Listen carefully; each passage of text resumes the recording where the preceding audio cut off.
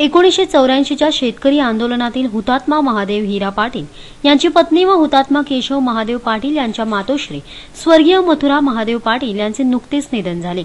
स्वर्गीय मथुरा महादेव पाटील यांच्या शोकसभेचे आयोजन गुरुवारी पागोटे येथे करण्यात आले होते। या प्रसंगी शेतकरी कामगार पक्षाचे ज्येष्ठ नेते मेघनाथ तांडेल, रायगड श्रमिक एकता संघटनेचे सदस्य रवी घरत, महादेव बंडा, प्रोफेसर एल बी पाटील, दत्ता घरत, अनंता पाटील, मनोज सुतार आदी मान्यवरांसहित ग्रामस्थांनी स्वर्गीय मथुरा पाटील यांना श्रद्धांजली अर्पित केली।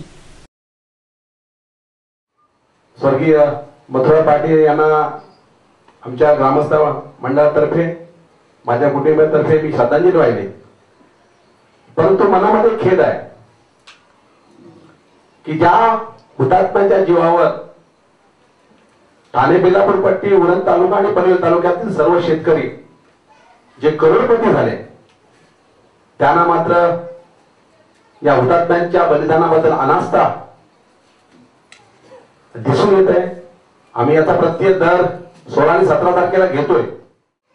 प्रत्येकाने 84च्या आंदोलनाची इतिहास सांगितलेला आहे की हा 84चं आंदोलन झालं कसं। मित्रांनो, खरोखर डोळ्यासमोर आठवा, अरे डोळ्यासमोर आठवा त्या गोळ्या, डोळ्यासमोर आठवा ती अश्रुधुर, डोळ्यासमोर आठवा ती लाठीचार्ज आणि डोळ्यासमोर आठवा ती ज्वलंत भाषणं। आज सुद्धा तुमच्या आणि आमच्या या डोळ्यामध्ये पाणी आणतात। आज सुद्धा अंगावर रोमांच खळावते। पहा, खऱ्या अर्थाने प्रत्येकाच्या अंगामध्ये आज रोमांच खडा झालाय। हा का झाला?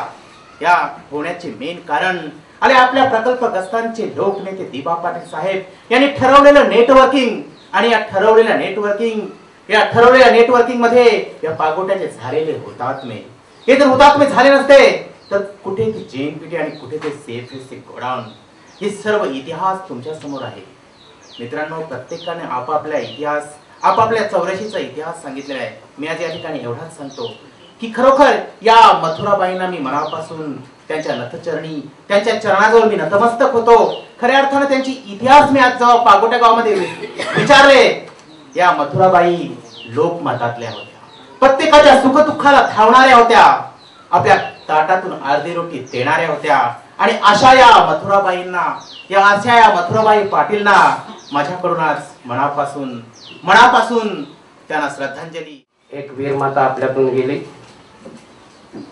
परंतु आपल्याला, आपल्या गावाला, आपल्या भागाला वीरमाता कशी असते ही दिशा देऊन गेली। आणि ज्यावेळी अशी माता आमच्यातून निघून जाते त्यावेळी सगळी दुःख घेऊन येते आणि हे हुतात्मा होऊ, आम्हाला कोणीतरी मारेल, पण जाणीव करून जाईल की या समाजाचं आम्ही रक्त प्यालेलं आहोत आणि ते दुःख आहे। वीरमाता झाली, 30 वर्ष तिनं फक्त भोगलं,